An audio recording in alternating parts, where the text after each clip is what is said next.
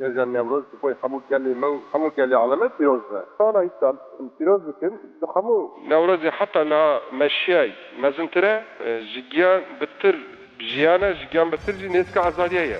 Milyonan gelê me bi Agirê Newrozê re xwe azad dikin. Wegiya li ser ve karare li ser van rastiya jiyanê. Selam dikim di jiyana we da serkeftinê